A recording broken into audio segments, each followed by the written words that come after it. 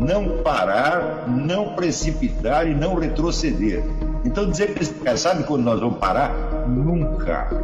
Nunca na sua porca vida. Né?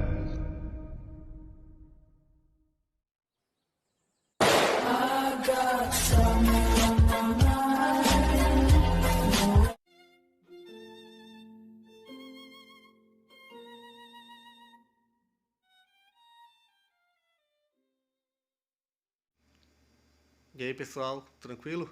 Então vem aqui antes do vídeo começar, pedir para vocês se inscreverem, quem não for inscrito, compartilhar, curtir, comentar. Quem puder seja membro do canal, que isso ajuda bastante. Tem também o link do Apoia-se.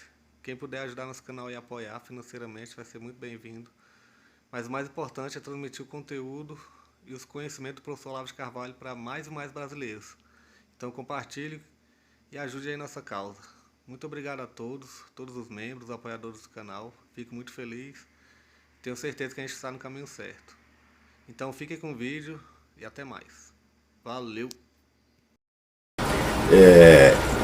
Em geral, nas discussões públicas no Brasil sobre o que quer que seja, você dificilmente encontra alguém que saiba manejar as palavras além do seu significado dicionarizado. Significado dicionarizado que é tomado, quer dizer, de maneira espontânea e ingênua, como se fosse o próprio retrato da coisa, a própria descrição da coisa, que evidentemente não é. Então, isso quer dizer que as pessoas usam essas palavras de uma maneira inteiramente fetichista, acreditando que sabem do que está falando, porque o significado que elas usam corresponde àquele que está na cabeça da outra pessoa. Porém, a relação entre o significado referente, que é o objeto, a coisa, a situação a qual a palavra se refere, é sempre um negócio bastante complicado. Né? Então, para que você tenha alguma apreensão, captação do referente, você precisa muito mais do que o significado de uma palavra. Você precisa a capacidade de perceber o objeto, recordá-lo com toda a sua complexidade e, inclusive, em seguida, expressar os vários componentes que fazem com que ele seja aquilo que ele é. Eu, no dia 8 de março, eu publiquei um texto no Facebook a respeito de um fenômeno chamado sexo. O sexo é, evidentemente, uma coisa bem mais simples do que a personalidade, desde que ele é um dos componentes dela. E aqui eu faço algumas distinções que são sistematicamente ignoradas nas discussões públicas a esse respeito, levando a conclusões desastrosas e resultados catastróficos.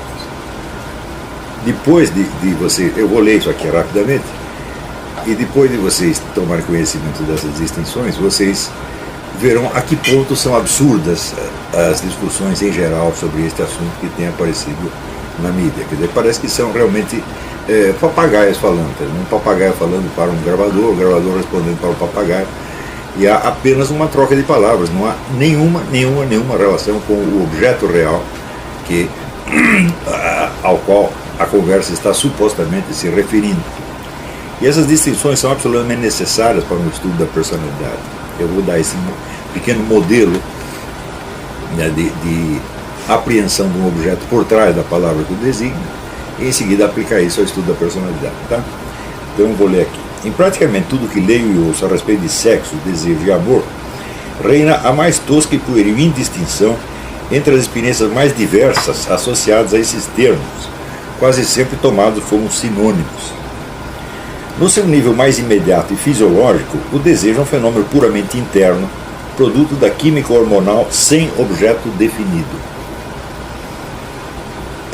Ou seja, o sujeito está sexualmente excitado, mas não com algo ou alguém em particular. Simplesmente o desejo aparece. Isso acontece frequentemente quando você acorda. Né? E que por isso mesmo pode ser em seguida projetado sobre qualquer objeto real ou imaginário. Note que se não existisse o sexo neste primeiro sentido, puramente fisiológico, ele não existiria nos outros sentidos também. Bem diferente é o desejo despertado pela visão direta ou indireta de um objeto, de um corpo desejado. No primeiro caso, o desejo vem, por assim dizer, de dentro para fora, e no segundo caso, ele é atraído de fora. Né? Invariavelmente, o fator excitante é aí algum traço sexual secundário ao qual o sujeito seja particularmente sensível, peitos, traseiros, pernas, olhos, etc. Esse é o nível que corresponde tecnicamente à noção escolástica da concupiscência. Comentários de garotões de praia entre as transeuntes que lhes parecem gostosas são enciclopédias das expressões verbais que manifestam esse tipo de desejo. Quer dizer, você vê uma pessoa que você não sabe quem é, mas que tem um traseiro atraente, umas pernas bonitas, e você naturalmente se sente atraído por isso. Você vê que aqui o caso é especificamente diferente do anterior. O anterior não precisa de um objeto, né? Ele é simplesmente, vamos dizer, um produto da sua dinâmica interna. No terceiro nível, o desejo não é despertado por nenhuma característica física mais saliente, mas por uma impressão geral, indefinida e não localizada, de beleza ou charme, quase uma aura mágica em torno do objeto desejado. Daí você não está fixado nem no traseiro, nem nos olhos, nem não sei o que, mas é uma impressão geral que você tem de uma pessoa inteira, por assim dizer. Logo acima disso vem a paixão, o enamoramento, o coup de foudre, que torna o objeto uma presença obsessiva na mente do apaixonado. Quer dizer, ele não consegue mais parar de pensar naquilo, dia e noite. Então é aquela pessoa ocupa a imaginação dele e de certo modo o domina. Esta emoção é repleta de ambiguidades, traz invariavelmente consigo a ansiedade, o medo da rejeição e aciona um conjunto de mecanismos psicológicos de defesa contra a frustração possível. Eu espero que vocês estejam reconhecendo isso nas suas experiências pessoais, né? Claro. Desculpa interromper, mas a transmissão está com problema. E o que nós vamos ter que fazer? Acho que vamos iniciar. Começar tudo de novo? Não, a transmissão só. Só fazer uma pequena Aonde você pausa. parou, continuar. Tá bom. Será que tem algum computador ligado aí? Eu acho melhor desligar. Desliga o meu aí. Desliga o meu computador. Celular? Desligar tudo que é conexão, que às vezes sobrecarrega. Inclusive de celulares. A parte gravada. A parte está gravada. Tá gravada?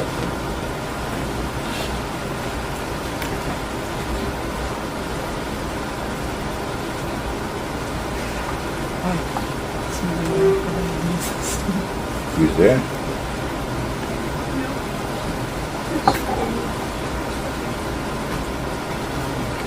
Ainda bem que pode ir agora para Celular? mas eu não tenho ideia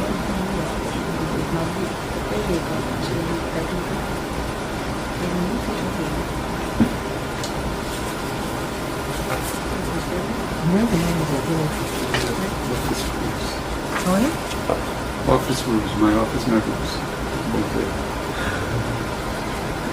My bubble, my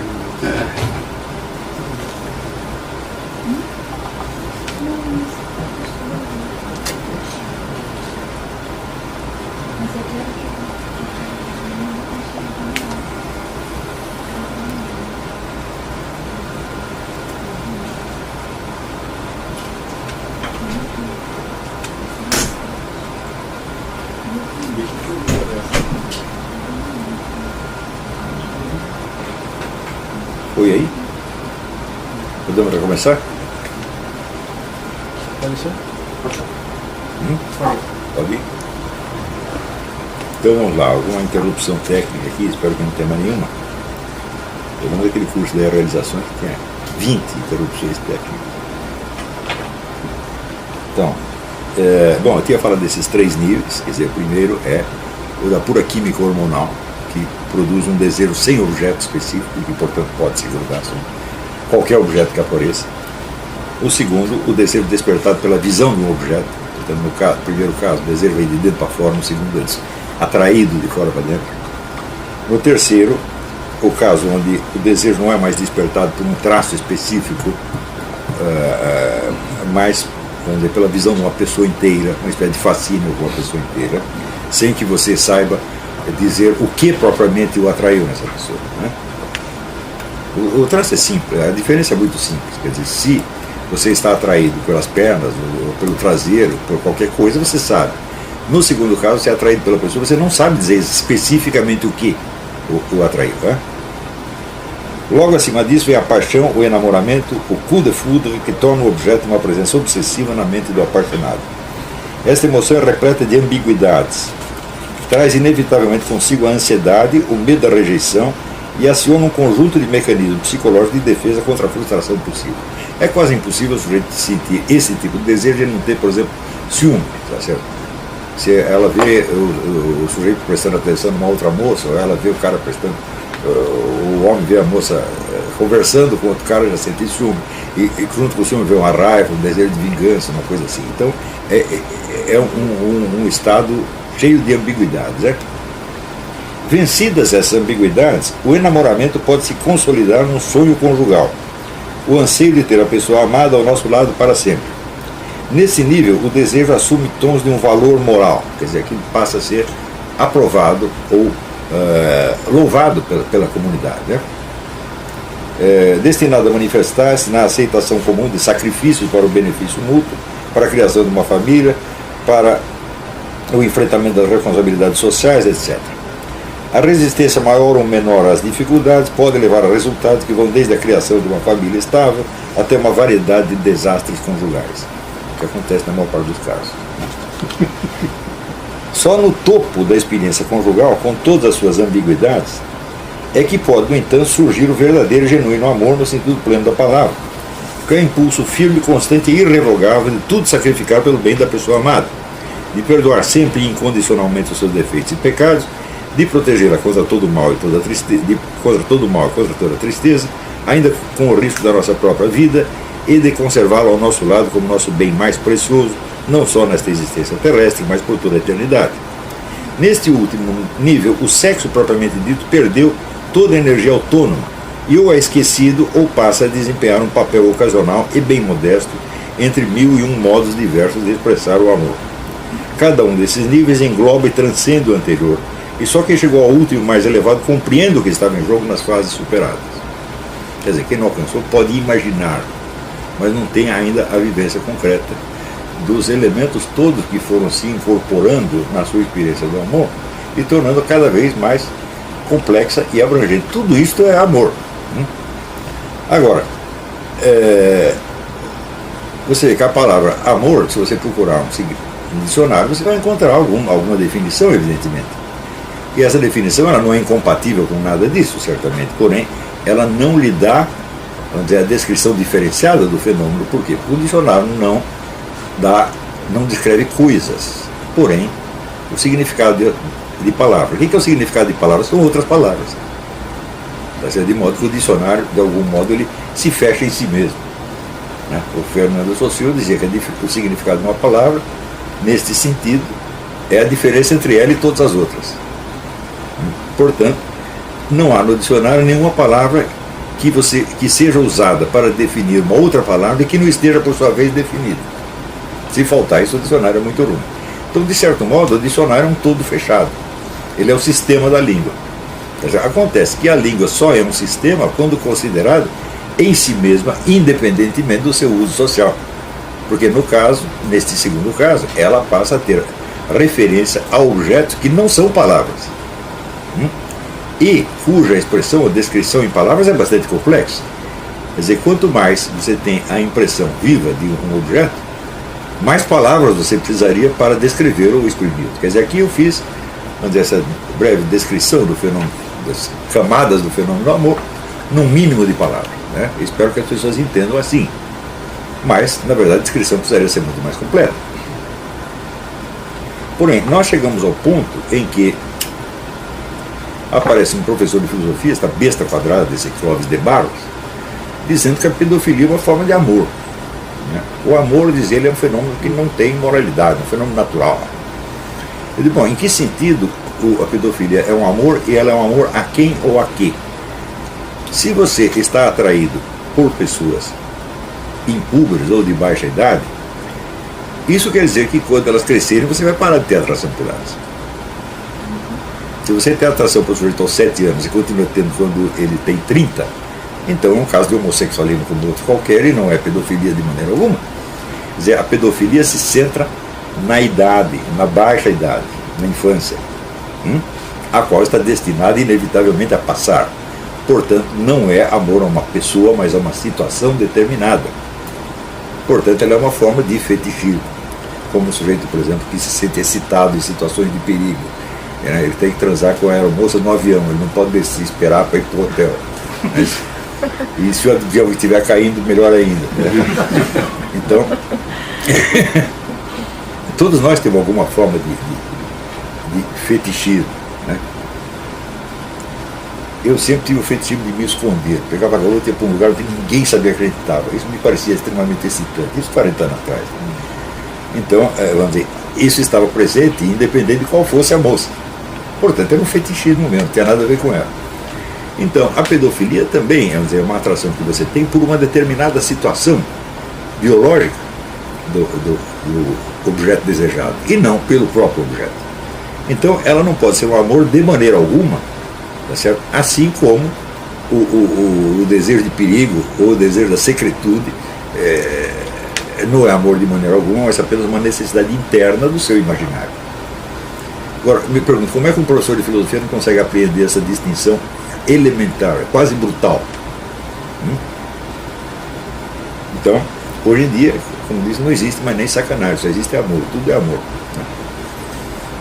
O sujeito acorda com uma ereção, é amor. Né? Passou a mão na bunda da secretária, é amor. Estuprou a professora, é amor. E assim por diante. Quer dizer, nós estamos vivendo numa situação de psittacismo quase louco, psicótico mesmo. Né? As pessoas não sabem do que estão falando e não querem saber. Então, eu digo, para que estão falando? De que estão falando? Não estão falando de nada. Estão apenas, vamos dizer, expondo o desejo do seu ego de se impor ao outro. Estão apenas tentando dar uma impressão. É isso? Então, isso quer dizer que os objetos não são convocados. Muito bem, quando nós falamos de um fenômeno chamado personalidade, nós temos, evidentemente, na mão um problema muito mais difícil do que esse aqui. É isso?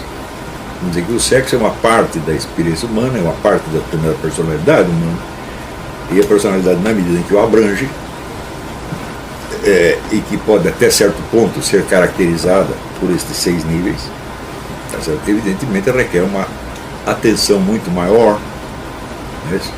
Aos seus componentes reais. Então, nós podemos perguntar o seguinte: como nós tomamos consciência de uma personalidade?